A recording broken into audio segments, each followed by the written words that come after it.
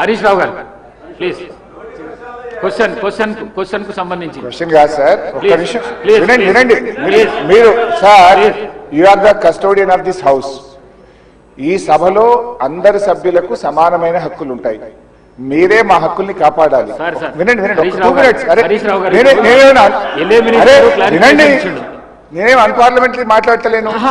Minister గారు clarification ఇవ్వలేదు. Please listen to me sir, దయచేసి ఒక్క నిమిషం వినండి సార్. You are the custodian of the house. సభలో ఉండే సభ్యులందరికీ సమానమైన హక్కులు ఉంటాయి. మీరే మా హక్కుల్ని కాపాడాలి. మీరు మా రెస్క్యూకు రావాలి. 2-3 విషయాలు సార్ ఇక్కడ. ఒకటి, బిఎస్సి మినిట్స్ మీరు హౌస్ లో పెట్టారు. నేను దీని మీద కూడా మాట్లాడాలనుకుంటున్నా. It was decided that the Honorable Speaker will decide the number of days for which the assembly session will be held, keeping in view of the business to be transacted. మనం బిఎస్సిలో ఏం decide చేసినాం sir? 7 రోజులు శాసనసభ నడుపుతామని, ఆ తర్వాత మళ్ళీ BSc meeting పెట్టి decide చేస్తామన్నారు.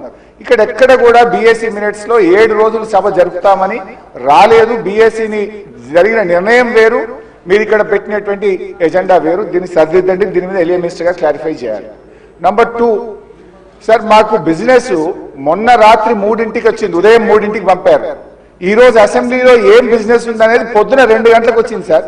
పొద్దున 2 గంటలకు వస్తే సభ్యులు ఎప్పుడు ప్రిపేర్ అవుతారు, ఎప్పుడు రాగలుగుతారు? Is it the way of functioning the assembly? దయచేసి ఎజెండాను 24 గంటల ముందు పంపడం ఒక పద్ధతి, సాంప్రదాయం. దాన్ని నేర్చుకోండి. నంబర్ 2. నంబర్ 3 అధ్యక్ష, ఇప్పుడు ప్రధాన ప్రతిపక్షం ఒక క్వశ్చన్ మీద ముఖ్యమంత్రి గారు లేచి మాట్లాడారు, సభానాయకుడు ఓకే. దాని మీద మీరు ఇంకొక విపక్షానికి ఇచ్చి మాకు మైక్ ఇవ్వకపోవడము, మేము అడిగిన ప్రశ్నలకు ఒక్కదానికి క్లారిఫికేషన్ లేదు. ఇది పూర్తిగా ప్రధాన ప్రతిపక్షం గొంతు నొక్కడం కాదు సార్. మాకెందుకు ప్రొటెస్ట్ చేయడానికి మైక్ ఇయ్యరు?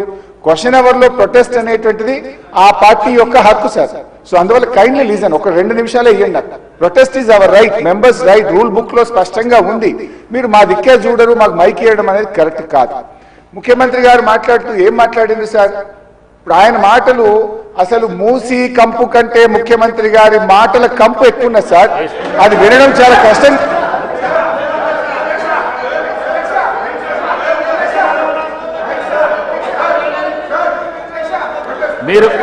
మీరు క్వశ్చన్ కు సంబంధించి మాట్లాడుతా అంటే మీకు మైక్ ఇస్తాను. మీరు ముఖ్యమంత్రిని విమర్శిస్తా అంటే నేను మైక్ ఇవ్వను. ముఖ్యమంత్రిని విమర్శిస్తా అంటే మైక్ ఇవ్వను. ప్లీజ్ మీరు కూర్చోండి శ్రీనివాస్ యాదవ్ గారు కూర్చోండి శ్రీనివాస్ యాదవ్ గారు, మీకు కూడా అవకాశం ఇచ్చినా కదా.